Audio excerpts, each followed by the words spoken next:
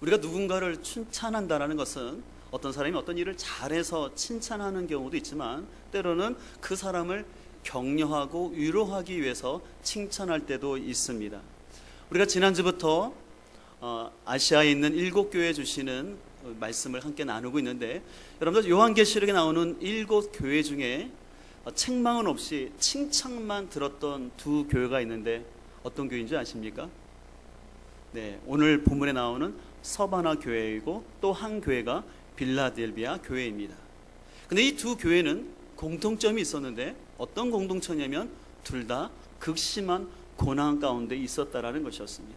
근데 그들은 극심한 고난 가운데도 믿음을 지키고 있었기 때문에 오늘 예수님께서는 사도 요한을 통해서 이 2교회를 격려하며 칭찬하는 것이었습니다. 그래서 오늘은 이제 서바나 교회에 대해서 함께 살펴보기를 원하는데, 이 서바나 교회는 우리가 지난주에 살펴봤던 에베소 교회로부터 북쪽으로 80km 위에 있는 교회입니다.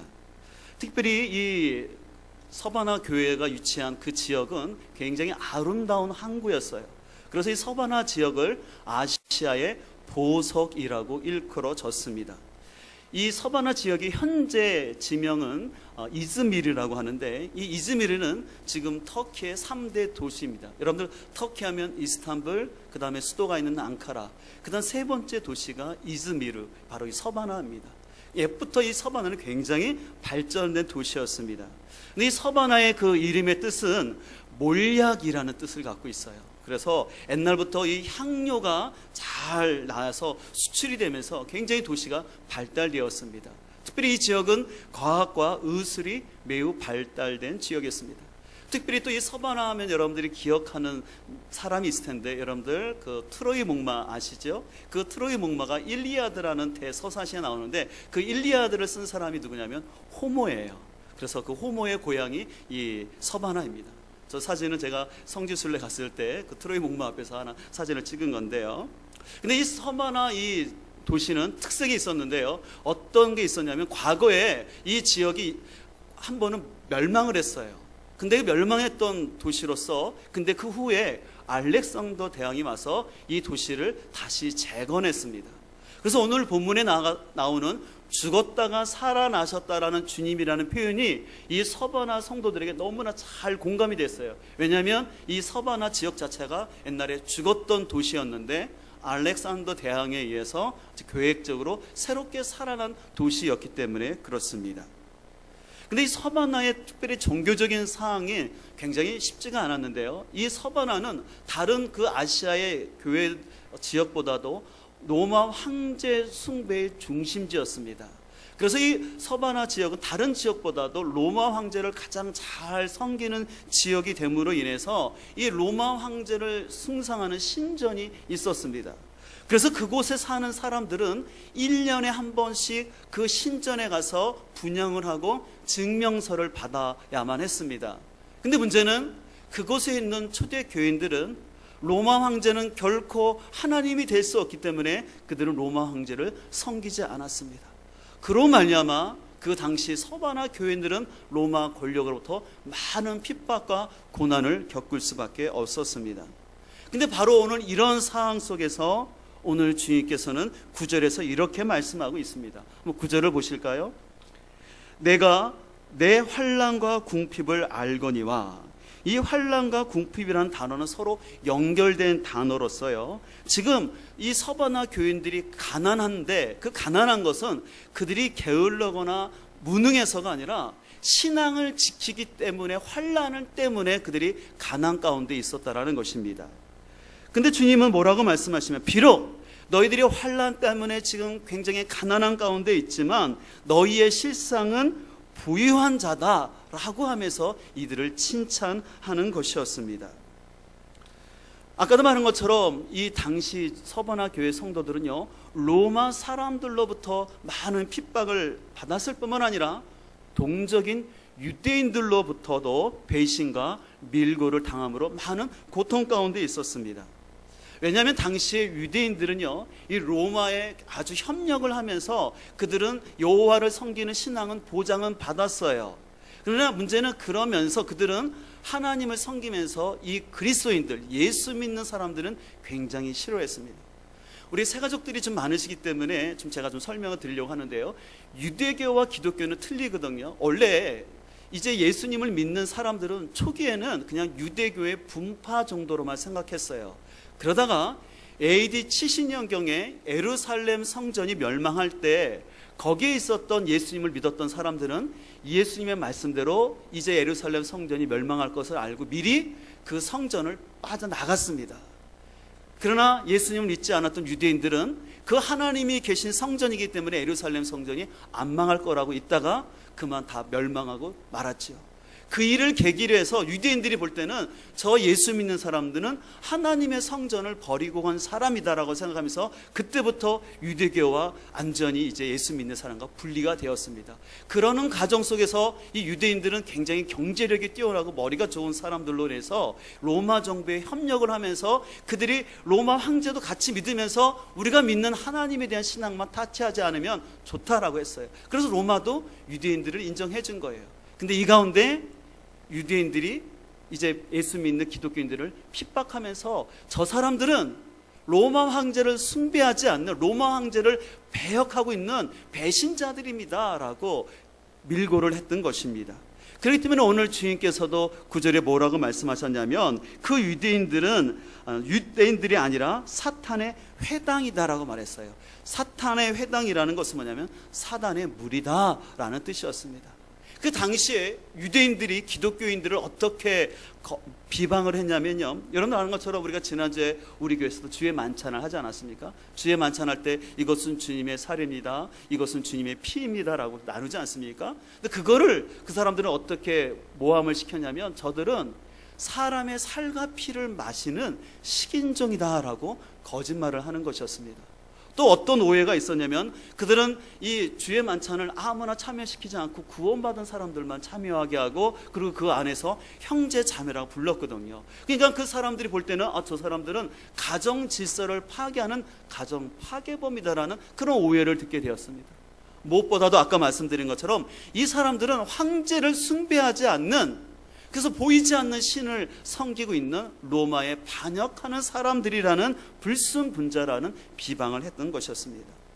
이러한 비방과 환란으로 인해서 당시 초대교회 성도들은 그 당시의 상업 구조인 조직 연합회인 길드라는 곳에서 쫓겨나고 그래서 상업 거래를 할 수가 없는 것이었습니다.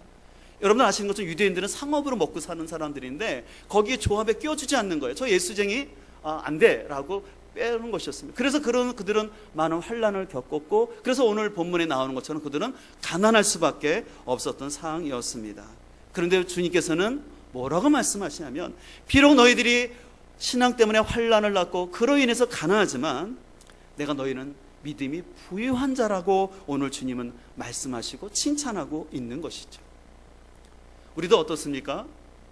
우리도 예수님을 믿지만 실제로 우리가 진짜 말씀대로 우리가 생활하게 되면 직장과 사회 가운데서 많은 경제적인 손해를 보고 또 인간관계 가운데도 왕따를 당할 수 있습니다. 사업하는 분들이 정직하게 사업한다는 것이 참 어렵습니다. 또 정직하게 세금을 다 낸다는 것이 참 어렵습니다. 또 공직에 계신 분들은 내가 정직하게 어떤 업무를 처리하고 어떤 민원인과 어떤 뇌물 같은 걸 받지 않을 때 주위에 있는 사람보다 따가운 눈총을 받을 수 있고 또 직장 생활하는 분들은 회식을 갈 때 믿지 않는 사람들이 술을 먹지 않음으로 인해서 저 사람 때문에 괜히 분위기 깬다라고 이렇게 하고 2차 3차 가야 되는데 저 믿는 사람 때문에 우리 분위기 안 좋으니까 저 사람을 빼놓고 가자라고 해서 공공연하게 왕따를 시키면서 참 우리를 참 놀리면서 우리를 힘들게 하는 걸 볼 수가 있습니다. 또 청년들은 어떻습니까? 대학교 가서 공부할 때나 또 사람들을 만날 때 어떤 성적인 순결을 지키려고 할 때 무슨 좋은 시대냐, 오늘 같은 시대에 무슨 19세가 됐으면 성인인데 무슨 고리터분하게 성적인 순결이니 그런 얘기를 하냐 하면서 그 사람을 무시하는 경우가 있는 것을 볼 수가 있습니다. 그러나 그럼에도 불구하고 예수 그리스도의 십자가와 부활의 복음을 진정으로 만나는 사람들은 비록 내가 손해를 본다 할지라도 그 가운데도 신앙을 지키게 되는 줄 믿습니다.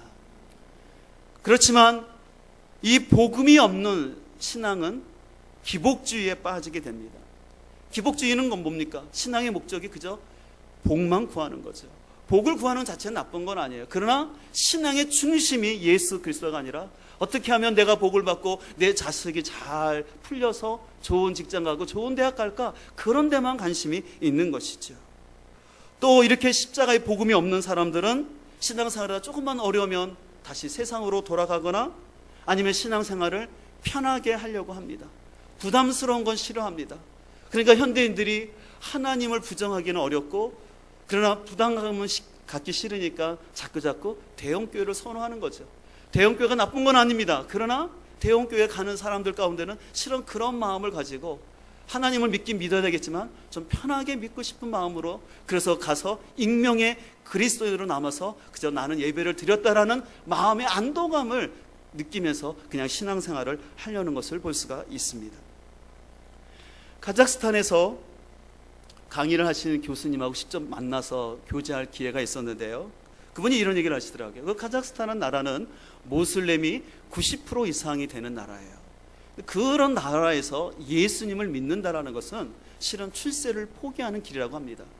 예수 믿는 상황에서 공직에 나가기도 어렵고요. 만약에 공직에 나간다 할지라도 절대 중앙부서에는 발령을 안 시키고 늘 한직으로 겉돌게만 한다고 합니다. 그러니까 압력을 가한다는 것이죠. 그리고 심지어는 여러분들 모슬렘들은 아시는 것처럼 명예살인이라고 해서 가족 중에서 다른 신앙을 가졌다고 해서 가족이 그 형제를 죽이는 그런 명예살인이 공견하게 일어나고 있는 곳입니다. 그런데 그럼에도 불구하고 그런 카자흐스탄에서도 주님을 만나고 예수 그리스도의 복음 때문에 여러 가지 어려움을 당하면서도 신앙을 지키는 신실한 성도들이 많이 있다는 것이에요. 근데 거기서 사역하고 계시는 현지 목사님이 이런 말을 하셨다는 것입니다.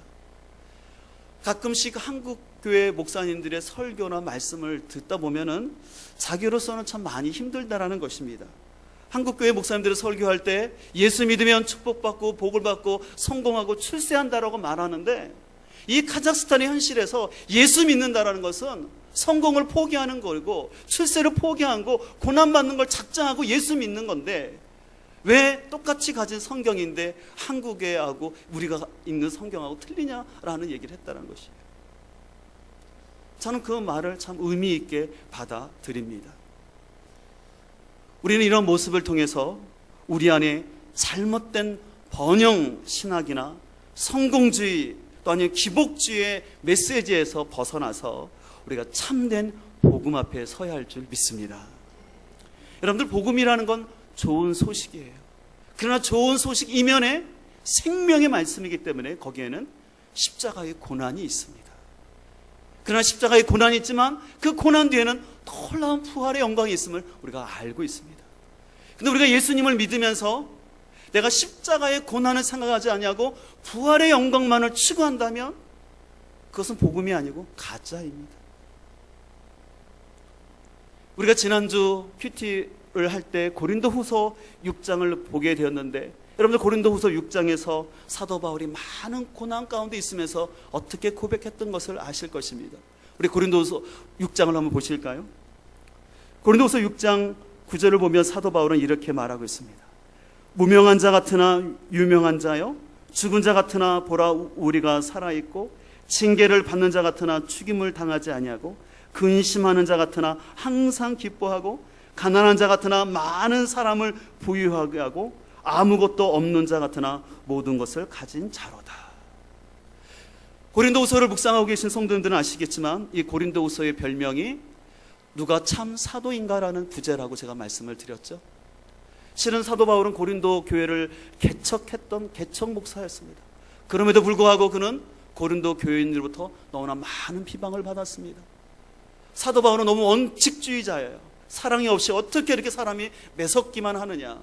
그래서 사도 바울은 사도를 더 받았던 추천사가 없지 않느냐.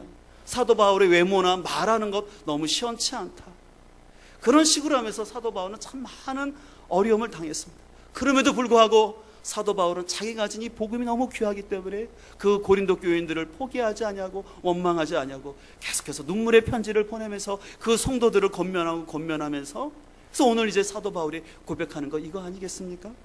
비록 근심하는 자 같으나 항상 기뻐하고 가난한 자 같으나 많은 사람을 부욕해야 한다는 역설적인 표현을 7번이나 반복하면서 오히려 자신의 삶이 부유한 삶이 되었다라고.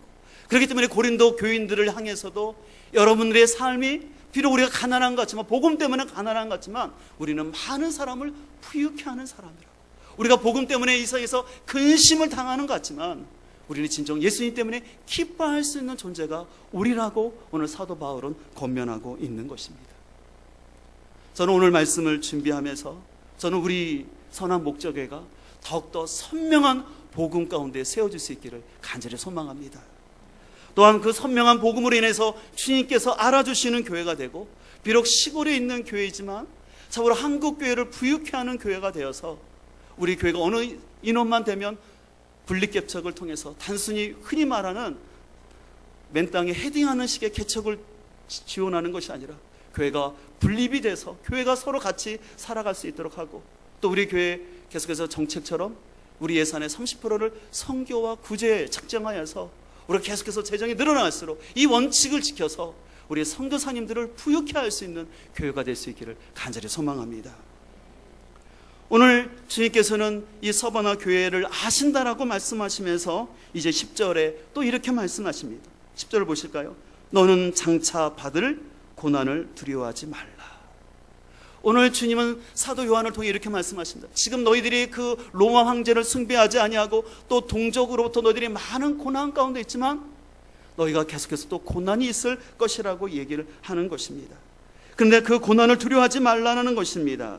마귀가 장차 너희 가운데서 몇 사람을 옥에 던져 시험에 받게 하리니 라고 말하면서 너희가 10일 동안 환난을 당한다, 받으리라 말하고 있습니다. 여기서 왜 10일이라고 했을까요? 10년도 아니고 10개월도 아니고 10일.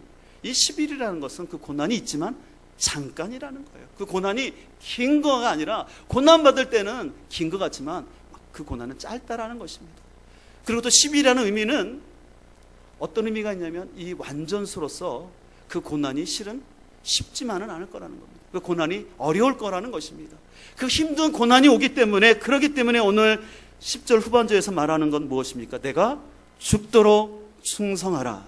그리하면 내가 생명의 관을 내게 주리라 라고 말하고 있습니다. 여러분, 내가 죽도록 충성하라, 이 말씀은 여러분들 많이 기억나시죠? 흔히 안수식을 하거나 재직들을 세울 때, 아니면 재직 세미나 때 이 말씀을 우리가 자주 듣습니다. 근데 여러분들, 이 죽도록 충성하라는 것은 주님이 우리가 인정사정 없이 우리를 그냥 부려먹으라고 하시는 말씀이 아니라는 것이에요. 이 죽도록 충성하라는 의미는 어떤 종교적인 행위를 열심히 하라는 의미보다는 끝까지 죽을지언정 예수님과 복음에 대해서 변절하지 않는 믿음을 지키라는 것입니다. 그렇기 때문에 충성이라는 단어는 어떤 행함을 강조하기보다는 존재론적 의미가 있어요. 그래서 이 충성이라는 단어는 어떤 일을 열심히 한다라는 것보다는 마음이 변함이 없는 그 마음의 상태를 말하는 것입니다. 그렇기 때문에 어떤 일을 내가 열심히 봉사하는 것도 충성이지만 더 충성의 다른 의미는 뭐냐면, 이 복음으로 인해서 때로는 환난을 받고 경제적인 손해가 온다 할지라도 끝까지 자신의 믿음을 변치 않고 지키는 사람, 그 사람이 오늘 말씀하는 충성된 사람이라고 말하는 것입니다. 저는 오늘 말씀을 준비하면서 우리 교회 장로님들을 가만히 생각해 보니까 너무 감사한 마음이 들었어요. 우리 교회 장로님은 참 복음 앞에 충성할 뿐만 아니라 또 교회를 섬김에 있어서 참 충성된 모습을 보이는 일에서 너무 감사했어요. 그러나 반대로 어떤 사람들은요, 충성을 하는 것 같은데 예수님과 복음 앞에 충성하는 것이 아니라 자기 의의를 드러내기 위해서 충성하는 사람들을 볼 수가 있다는 것이에요. 여러분들, 이단에 빠진 사람들이 얼마나 충성하는지를 아시지 않습니까? 근데 그들은 뭐가 잘못이에요? 바른 복음이 없이 예수님께 충성하는 것이 아니라 교주를 위해서 충성하고 잘못된 길로 가고 있는 것을 볼 수가 있습니다. 저는 가만히 보면요, 예수님과 복음 앞에 충성된 사람은요, 교회 앞에서도 그렇고 성도들을 돌보는 인수에서도 충성되고 변함이 없는 걸 보게 돼요. 그러나 예수님과 복음 앞에 충성한 것이 아니라 자기를 드러내기 위해서 충성하는 사람은요, 변해요. 한결같지가 않아요. 그리고 충성의 의도가 어느 때는 좀 인간적인 냄새가 나는 것 같아서 불편함을 우리가 볼 수가 있습니다. 특별히 또 한 가지, 우리는 주님을 섬길 때 특별히 물질 때문에 여러분들이 주일 예배나 신앙 양식 가운데 타협하지 않기를 간절히 소망합니다. 이제 우리 교회도 얼마 크지 않지만 이제 교육관을 건축하는데, 이제 교회를 건축하게 되면 많은 목사님들이 염려하는 것 중에 하나가 뭐냐면, 혹이라도 건축 헌금 때문에 성도들이 시험을 들거나 아니면 교회를 떠나는 것에 대해서 많이 걱정을 하세요. 본의 아니게 성도들 가운데는 이 물질에 대한 부담감을 가지고 그것 때문에 교회가 헌금을 강조한다, 막 그런 식으로 생각하면서 교회를 떠나는 걸 보게 되는데, 그렇게 되면 절대 믿음이 성숙할 수가 없는 것이죠. 우리가 계속해서 고린도 후서를 보지만 어제의 말씀과 오늘 말씀을 통해서도 헌금의 원리들을 가르치지 않습니까? 그래서 고린도 후서 8장 3절 이하를 보게 되면 이 헌금이라는 것은 결코 억지로 하는 것이 아니라 했어요. 내가 자원함으로 힘을 다해서 할 뿐이고, 그리고 형편대로 하는 것이지 누구에게 보여주기 위해서 억지로 하는 것이 아닙니다. 그렇기 때문에 저는 여러분들이 교회를 섬길 때 절대로 물질 때문에 여러분의 믿음이 흔들리지 않냐고, 여러분들이 자원함과 기쁨으로 주님을 섬길 수 있기를 간절히 소망합니다. 그러나 안타깝게도 그렇지 않은 사람들은 다른 변명을 대면서 안 좋은 얘기를 하는데, 우리가 그런 거 잘 분별을 할 필요가 있습니다. 또 우리는 주님의 교회를 섬길 때 특별히 여러분들 나이 들었다고 주님께 대한 그 섬김의 모습이 약해지지 않기를 간절히 소망합니다. 여러분들 오늘 예배 끝나고 이제 식사를 하실 텐데, 실은 이 식사를 준비하기 위해서 우리 교회에서 가장 연세가 많으신 오늘 팀들이 섬기세요. 평균 연령이 75세쯤 되시는 것 같아요. 다 7세가 넘으신 어르신들이 오늘 일부 예배 드리시고 지금 주방에서 식사를 준비하시는데, 여러분들 오늘 다른 때도 늘 감사하게 드시지만 오늘 식사하면서 진짜 감사한 마음으로 드실 수 있기를 소망합니다. 그래서 여러분들, 저는 그래요. 우리 어르신들 주님을 섬기는 것이 참 기쁨이라고 생각합니다. 내가 그래도 건강이 있어서 끝까지 주님을 섬길 수 있다는 것 얼마나 복된 것인지를 우리가 경험할 수 있기를 간절히 소망합니다. 또 여러분들 신앙생활하면서 여러분의 기도가 응답되지 않는다고 여러분의 신앙을 포기하지 않기를 소망합니다. 신앙생활하다 보면은 참 내가 바라는 때, 내가 원하는 대로 기도가 응답되지 않아요. 그러면 굉장히 자격지심도 들고 내가 뭔가 좀 예수님을 잘못 믿는 거 아닌가라는 그런 생각이 들 수도 있습니다. 그러나 그럼에도 불구하고 끝까지 변함없이 주님을 섬기는 것이 충성된 믿음인 줄 믿습니다. 또 신앙생활하다 보면 우리가 관계에 어려움을 겪을 수도 있습니다. 여러분들, 관계가 어렵다고 해서 또 하나님께 대한 믿음을 포기하지 마시고, 우리가 하나님 앞에 예배자로서 또 여러분들 맡겨진 사명에 대해서 신실하게 나아갈 수 있기를 간절히 소망합니다. 제가 다시 한번 충성이라는 단어를 강조하고 싶은 것은, 충성은 어떤 사람에게 하는 게 아니에요. 어떤 조직에게 하는 게 아닙니다. 충성이라는 건 예수님께 복음 앞에 변질되지 않는 것입니다. 그렇게 충성했을 때 오늘 주님께서 약속하시는 말씀이 있습니다. 바로 10절 후반절에 있는 것처럼 생명의 관을 주시겠다고 말하고 있습니다. 흔히 생명의 면류관을 말하는 것이죠. 이 면류관은 그 당시 이 서바나 사람들은 잘 이해했어요. 왜냐하면 당시에는요, 그 지역에서 운동 경기가 일어나고 그 운동 경기에서 승리하면 이오나라는 관을 씌워줬어요. 근데 그 당시 성도들은 저기에 잘 참여할 수 없었죠. 그러나 성도들은 저 관의 의미가 뭔지 알았어요. 근데 오늘 주님께서는 그들에게 뭐라고 말씀하시냐면, 그들에게 바로 이 생명의 관을 주신다라고 말합니다. 그래서 11절, 교회에 있는 자는 성령이 교회들에게 하시는 말씀을 들을지어다 이기는 자는 뭐를 받지 않는다고 합니까? 둘째 해를 당하지 않는다라고 말하고 있어요. 이 둘째 해는 무엇입니까? 바로 요한계시록 21장 8절을 보면 분명히 지옥이라고 말씀하고 있습니다. 오늘날 가끔 어떤 사람이 오늘 같은 시대에, 과학이 발전된 시대에 무슨 지옥이나 천국이 있냐고, 그건 다들 목회자가 사람들 위협해서 교회 다니라고 하는 소리 하는데, 아닙니다. 성경은 분명히 말씀하고 있습니다. 또 역사는 증명하고 있습니다.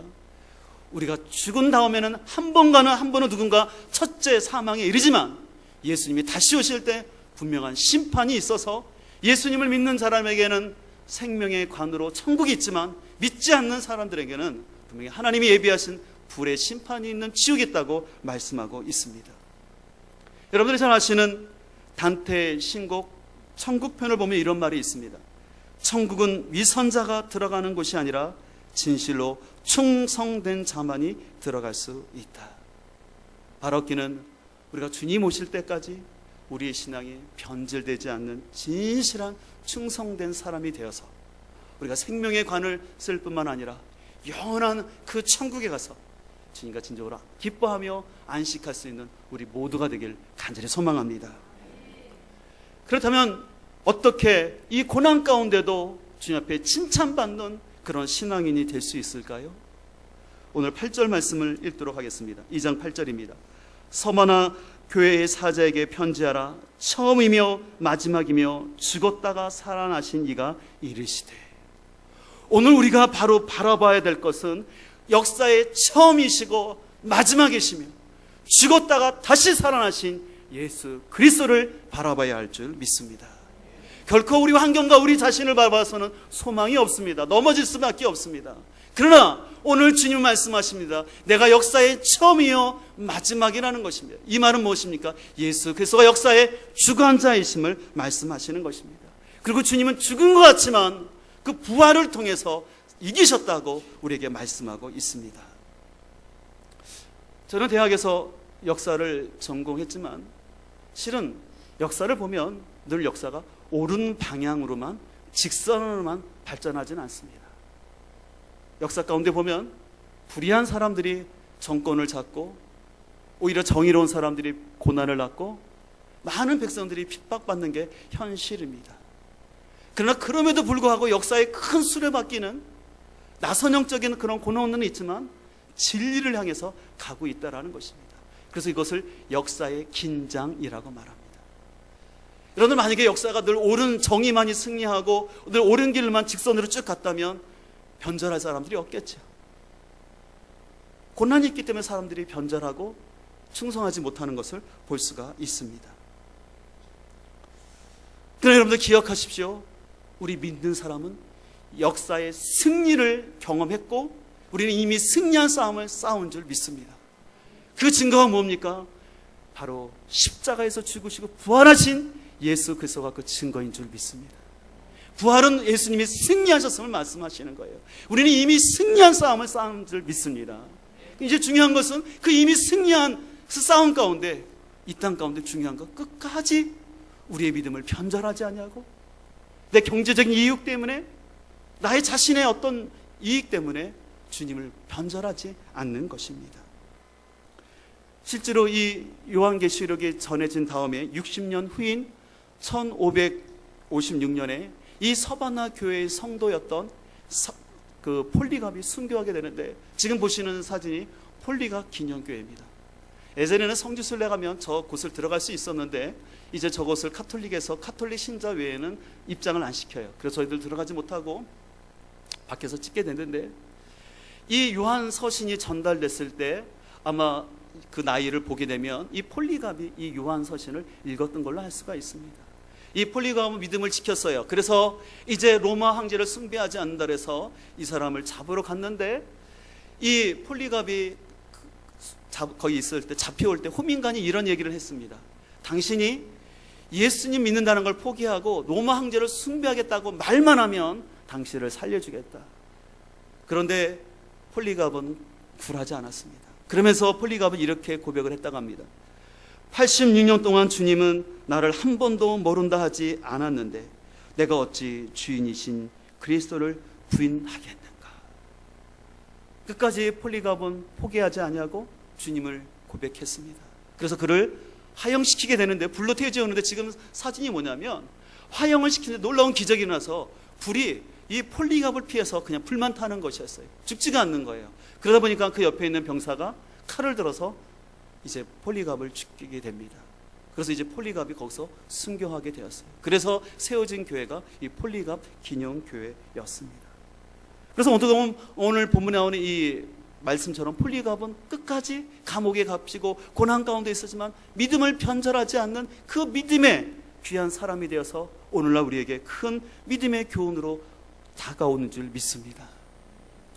오늘날은 점점 사람들이 자기 중심적이고 편의적인 시대가 살고 있습니다. 그래서 좀 더 예수님을 믿기 믿되 편하고 부담 없이 믿으려고 합니다. 그러다 보면 자꾸 우리의 신앙은 변절할 수밖에 없습니다.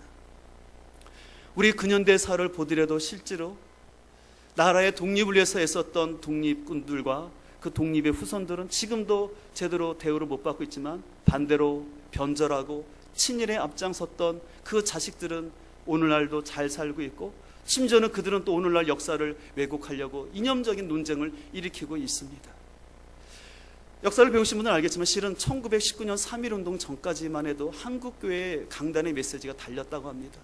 그때 한국교회에서 선포된 말씀은 하나님 나라에 대한 소망뿐만 아니라 그리스도는 이 세상의 빛과 소금의 역할을 감당해야 되고, 그래서 이 민족을 살려야 된다고, 그리고 이 민족을 구원하는 길은 하나님밖에 없다라고 하면서 믿음을 독려했고 독립운동을 강조했어요.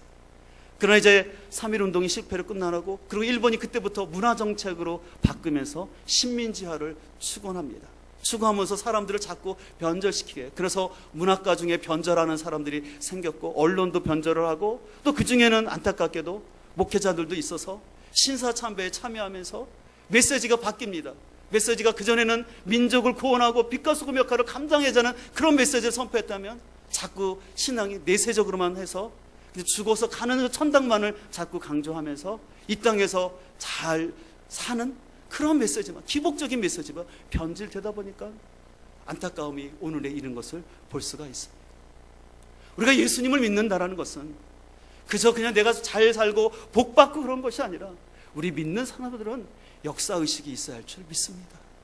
하나님의 관점에서 하나님이 통치하시는 나라가 되기 때문에 공의와 자비가 있는 그 나라가 되기 위해서 내가 어떻게 살아야 될 것인가, 내가 공직자면 공직자로서 어떻게 하나님 나라를 이룰 것이며, 내가 장사를 하는 사람이면 그 자리에서 내가 어떻게 장사를 하는 것이 하나님 나라를 이루는 것이며, 또 학생들은 내가 어떻게 공부하고 어떻게 진로를 결정하는 것이 하나님 나라를 위한 것이며, 그러면서 내가 그 가운데 복음에 타협하지 아니하고 하나님 믿는 자녀로서의 그 정체성을 지켜가는 것, 이것이 참으로 충성된 사람인 줄 믿습니다. 그러면 그 가운데 고난이 있어요. 없다는 게 아니에요. 그러나 그 고난은 주님 말씀하십니다. 잠깐이라는 것입니다. 그리고 고난 이후에는 하나님 이루 말할 수 없는 그 생명의 관이 기어지고 천국의 기쁨이 우리 가운데 주어진 줄 믿습니다.